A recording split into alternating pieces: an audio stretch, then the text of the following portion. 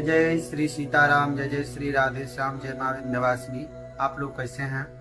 मैं सोनू कृष्ण शास्त्री आशा करता हूं कि आप लोग स्वस्थ होंगे।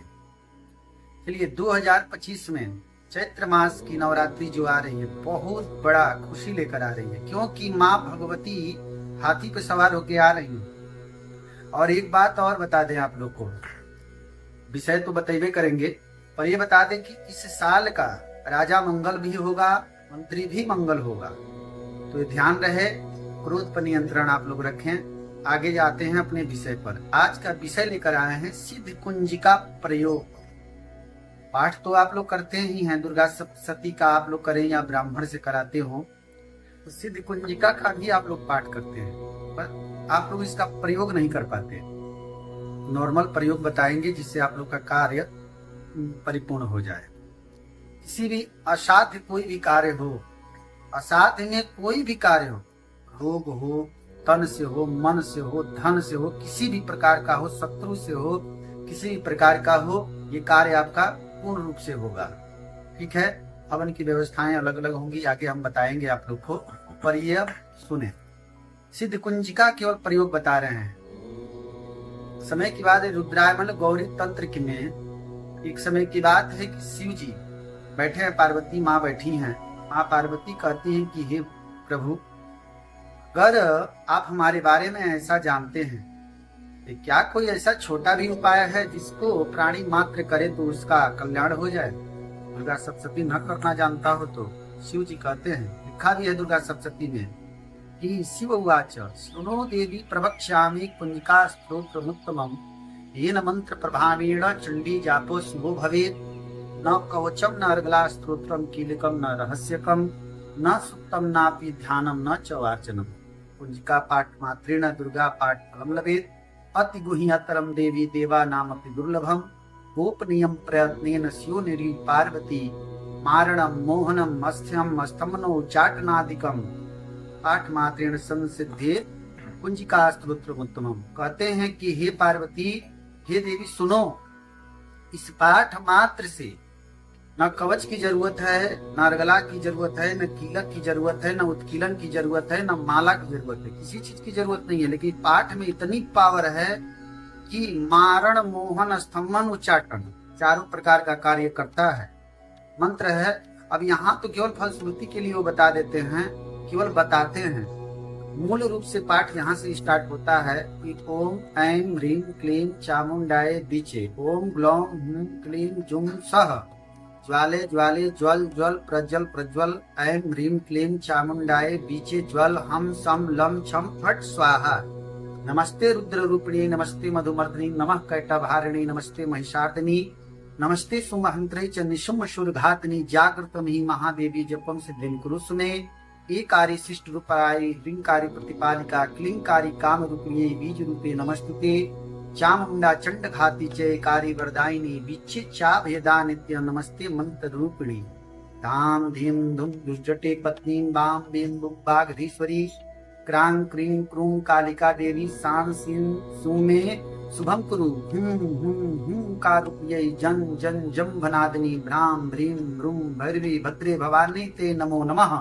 अंकं चं टं तं पं यं सं बिंदुं ऐं बिं हं छं धीजाग्रम त्रोटे त्रोटे दीप्तं कुरु कुरु स्वाहा। आं क्लीं पुं पार्वती पूर्णा आं किं खुं खेचरी तथा सां सिं सुं सप्तशती दिव्या मंत्र सिद्धिं कुरु मे। इदं कुंजिका स्तोत्रं मंत्र जागर्ति हेतवे अभक्ते नैव दातव्यं गुप्तं रक्ष पार्वती।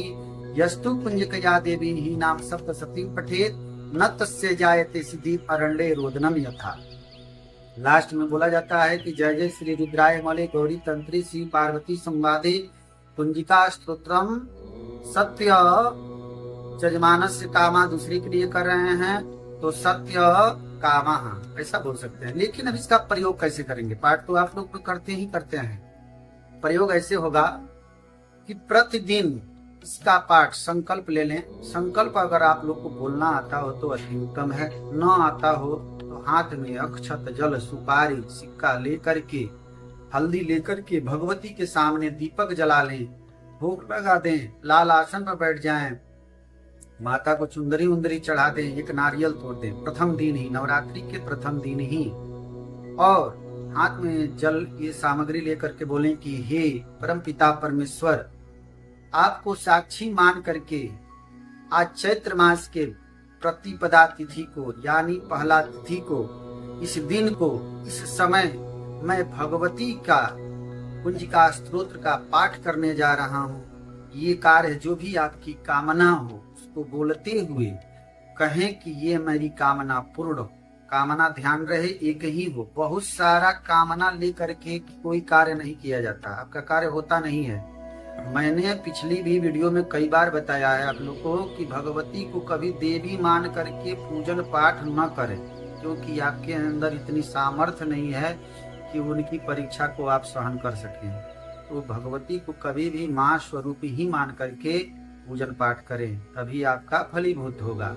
अब करना क्या है, प्रति दिवस 100 पाठ करें, 100 पाठ कुंजिका स्तोत्र का पाठ करें, और दशांश यानी कि 10वां अंश जो होता है इसको करना क्या है। अगर प्रतिदिन हवन कर सकते हैं तो ठीक है, नहीं तो आप एक काम करें कि 9वें दिन तक इसी तरह करते हुए चले जाना है। 9वीं तिथि को 9 दिन आपने कर लिया, 900 आपका पाठ पूर्ण हो गया। अब 10वें दिन क्या करना है, हवन करना है। क्या, अगर जो आपने किसी को शत्रु के संहार के लिए कार्य करना है तो पीला सरसों, हल्दी, मधु मिला करके इस मंत्रों द्वारा 900 पाठ हुआ है तो 90 पाठ से हवन कर दे। कहाँ से शुरुआत करना है, वो जहाँ से मंत्र लिख रहा है कि ओम ऐम ह्रीम क्लीम, यहाँ से लेकर के लास्ट तक हवन बोला जाएगा।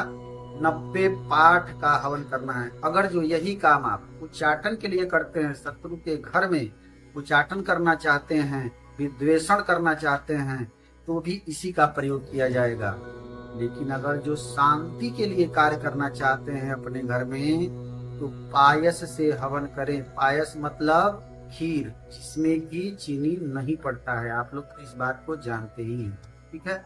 अगर सर्व प्रकार के कल्याण के लिए अगर कार्य करना चाहते हैं तो साकल्य जो बनाया जाता है, जौ, तिल, चावल, पंचमेवा, गुड़, घी, बेल, ना ही सामग्री आप लोग इसका प्रयोग करेंगे, अन्यथा बहुत सारी सामग्रियों का प्रयोग नहीं करेंगे इसमें। और आम के लकड़ी पर या कटहल की लकड़ी पर, बेल की लकड़ी पर आप इसका हवन करेंगे।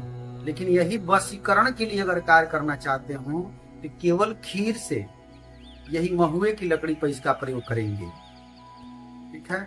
मारण के लिए करना चाहते हैं, शत्रु को मार देना चाहते हैं, लेकिन ये कार्य बता दे आपको, किसी को मारने का अधिकार आपको नहीं है। गीता में भी लिखा गया है कि नैनम छिन्दति सहस्त्राणी नैनम दहति पावक, आत्मा अमर है, आप किसको मारने जा रहे हैं, मारने का प्रयास नहीं करना चाहिए, भगवती उसका स्वयं संहार कर डालेंगे, ठीक है। लास्ट दिन आप ऐसा करें, हवन कर दें, पूर्णाहुति दें, नारियल का पूर्णाहुति भी आप लोग समझ रहे हैं। पूर्णाहुति दे करके 9 कन्याओं का भोजन कराएं। ब्राह्मण को बुला करके अगर आप हवन करा रहे हैं तो अति उत्तम होगा, क्योंकि ब्राह्मण आएंगे तो अच्छे से मंत्र उच्चारण द्वारा आपका संकल्प करके सारा कार्य कर दे। अगर गोपनीयता से करना चाहते हैं तो भी ये कार्य करें, आप फलीभूत ही होगा, अपरिपूर्ण होगा।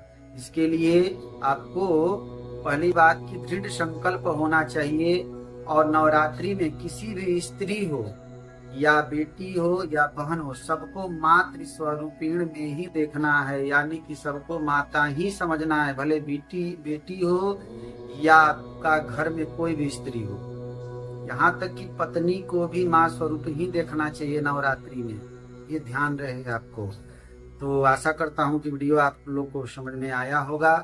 अगर जो किसी भी प्रकार का दिक्कत हो, ना समझ में आए, तो हमारे पिछले वीडियो में नंबर दिया गया है, आप लोग इस पर कांटेक्ट कर सकते हैं। जय जय श्री सीताराम, जय जय श्री राधे श्याम, जय माँ विंध्यवासिनी।